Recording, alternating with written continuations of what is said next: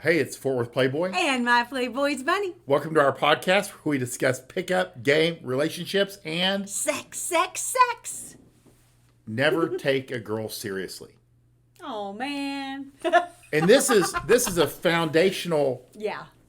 idea. And when you keep this front and center, your life will be much easier Yeah, that's true. in every sense.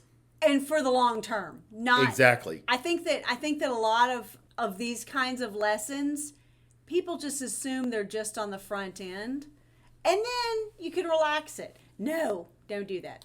And it's a fundamental change that can happen to men even if they're in a long-term relationship or they're married, and it causes a problem in the dynamic of the relationship. Absolutely. So, when we say, never take a girl seriously, it's truly like you don't give her straight answers. You tease her, you make fun of her, you keep it lighthearted. Yeah. I mean, of course, there'll be times, in life that life will get serious, but even then you need to keep some type of levity to it. Yeah. And I think this came off of a very basic tweet that I said, never take a girl seriously. It tells her, when you take a girl seriously, it tells her that you're a guy that does not just get it. Girls want men who understand women. Yes. At least on a base level. And when you do take her seriously, her concerns or her, whatever is going through her crazy mind and the drama of the day, and you take it seriously. The drama of the day. The drama of the day. Point.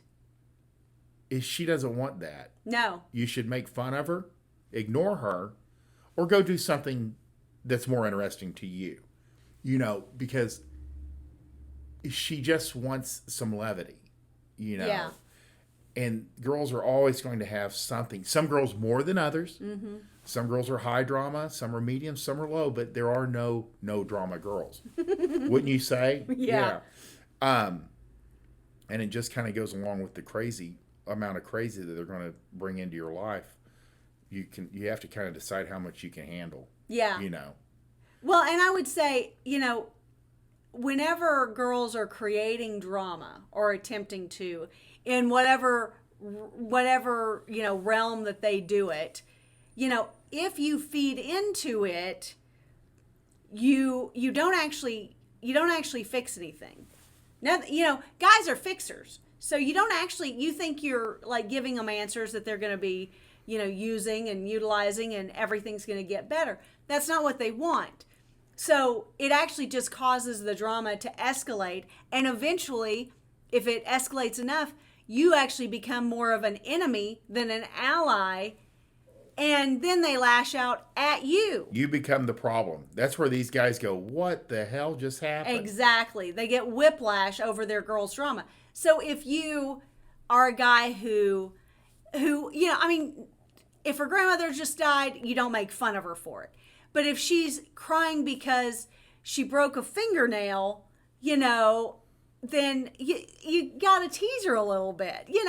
Things like this. You have to know your audience and you have to understand the situation a little bit.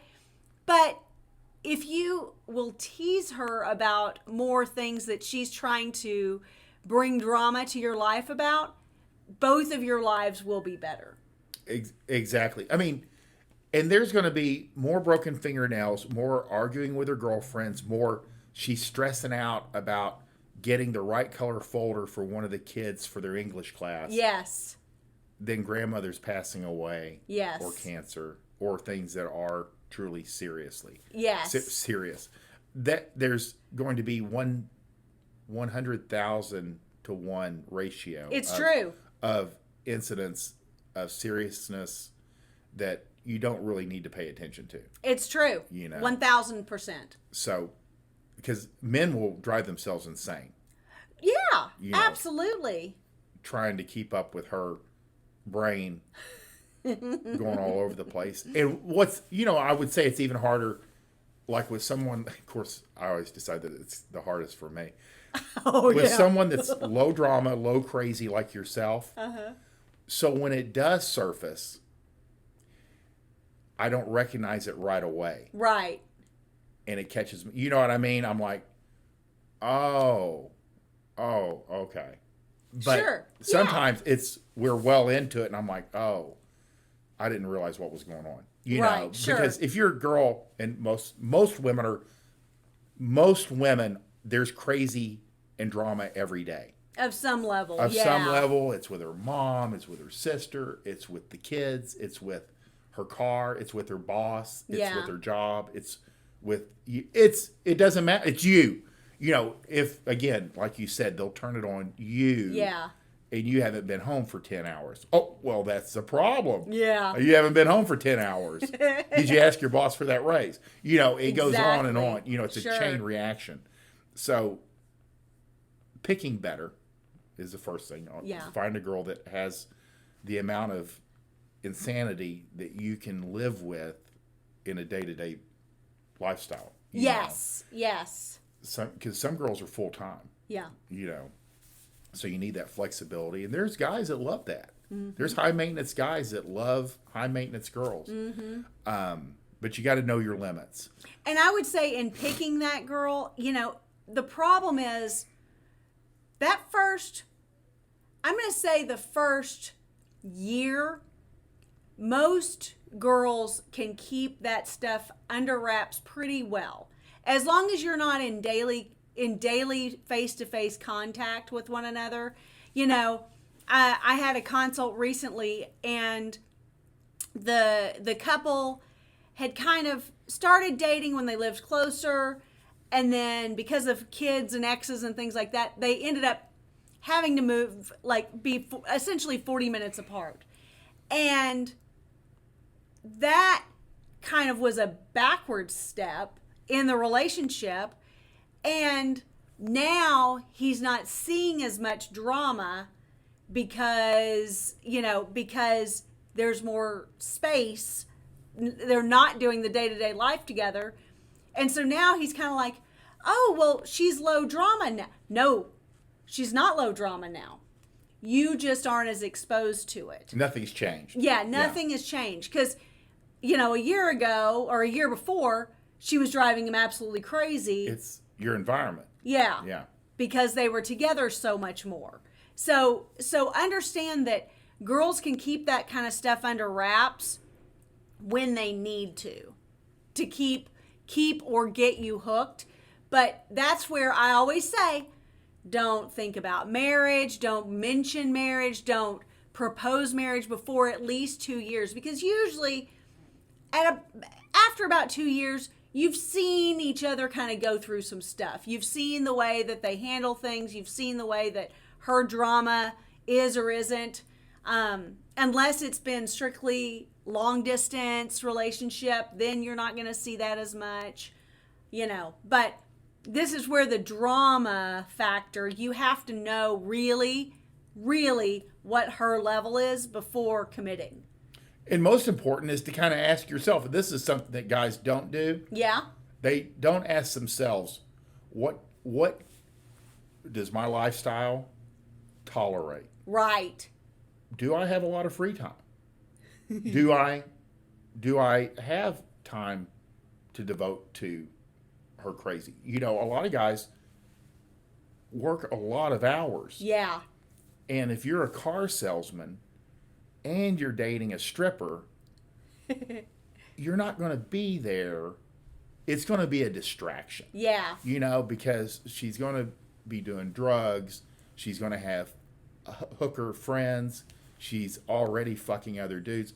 And guys do it all the time. Right. The busiest guys, for whatever reason God mandated, always pick the most high drama maintenance girls. It's What they true. need is a girl that actually is kind of calm. Yeah. Might not be as flashy. Is their compliment instead of... Yeah, exactly. They're equal yeah, in a lot of ways. Is in a support role. Yeah. But they don't. They go looking for trouble and they find it. Yeah. So a lot of times the best thing you can do for yourself is to ask yourself, what is best for me and my lifestyle? I mean, we even have a gentleman who's a client. He said he dated high energy, go girls. Yeah. But he knew he did not want to spend his life dealing with that. Right. And so he found one that's very busy. Yeah. And very social, but not high drama. Right. You know. Do you think, though, I mean, we've talked before about how that particular client is more the anomaly. Don't you feel like most guys, if they were doing this self-reflection, like, what can my lifestyle handle? What level of drama would I enjoy or invite in? Don't you think most, like 99% of them would say, none. I don't want any drama. I don't want any drama from the girl. You know, honestly. How introspective do you think they are? Most men are dumb. Yeah, I mean, well, and most men are not here. You know what I mean? I mean, sure. Most guys are not interested in any of this stuff. They're actually not that interested in girls. They're not listening to this anyway. No. These are not guys that actually think. I mean, and they're not that interested because she can be 40 or 50 pounds overweight. Yeah. She can, you know, complain about her sister every day. He's not there. Yeah. You know, he goes hunting. You know, I mean, he's fishing. He's gaming. Yeah. The kids they're clean and healthy. Yeah. Most of the time. You know, I mean, they're happy with what they got. Sure. You know what I mean? It's a different lifestyle. Guys like that are on here, they have lifestyles that there's a lot going on. Yeah. You know what I mean? True. Or they require a lot of like time of their own to kind of like process, you know, because they're smart. Oh yeah. You know, their brain's always on, so they need time to like not be around somebody. Yeah. So if you're listening to this, you're probably of the type that would benefit from stopping and really think about what works best for you. Yeah, it's true. Know, because you're listening to this, you're obviously interested in living your best life. Mm-hmm. And that includes like healthy relationships. But keeping it light will keep you from getting sucked in. It's true. You know, this whole podcast kind of took a different turn than we expected, and that's fine too. But I think you have to dive into that kind of stuff in order to really dig up the real reason why this is the overlying topic is important. You have to.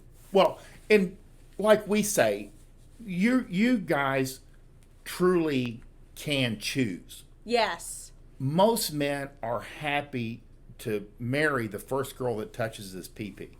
You know, I mean, it's never happened before. It'll possibly never happen again, and they're not going to let her get away. Yeah. And so they'll do whatever she wants to do. You know what I mean? Yeah. But guys that are on here have gone through a lot of women, or will go through a lot of women. Right. Eventually. And so they have to be more selective because they could end up with just a bad fit. Yeah. You know? So, yeah, having some time to like, what do I want? What would work best with my lifestyle? Huge. Very rare. And the reason that I think our client did, because he's smarter than average. Yeah. He's a highly intelligent man that took the time to like go, well, none of these girls are going to work. Well, and this is where we go into those, what do we call it? The fives, the 5, 6s. Oh yeah. The what is the phrase? Affluent fives. Affluent fives. This is where, you know, and we've done an entire podcast on that. But this is where that affluent 5 fits in. It's like, she's not the prettiest girl you've ever dated or fucked or thought about or looked at. Her picture was never on your poster, but she makes your life easier. She doesn't bring a great deal of drama. She takes great care of your kids. She comes from a good family. There's a lot that goes into, you know, long-term happiness, and she's low drama, and it goes a long way.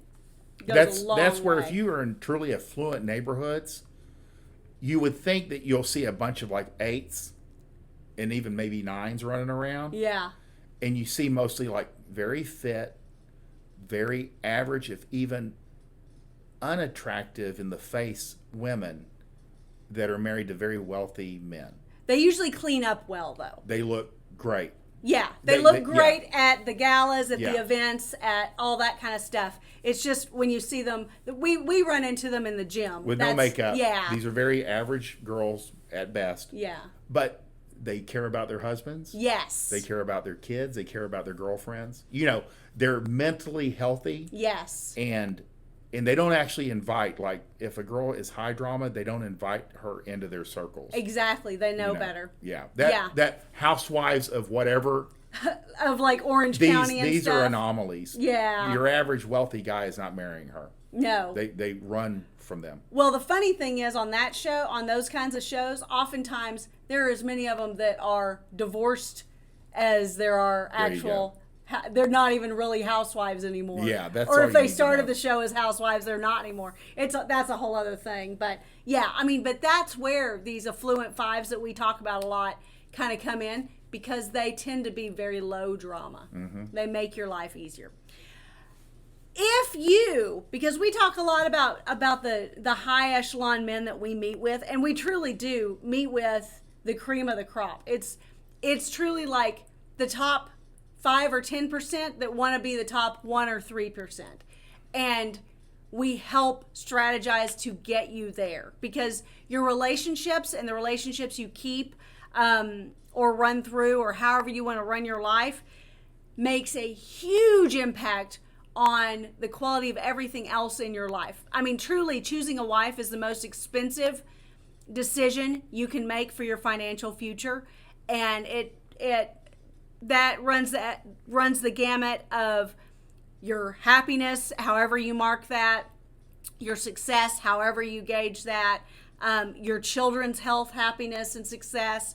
So keep all of that in mind. If you have a challenge, or if you don't have a challenge, if you just want to set yourself up for ultimate success, get on a meetup with us. It makes things very easy. It's not that expensive, and it's well worth the time and effort to save you time and effort in the long run. So if you will check out the description box below, you will see the application form for both of our consultation forms.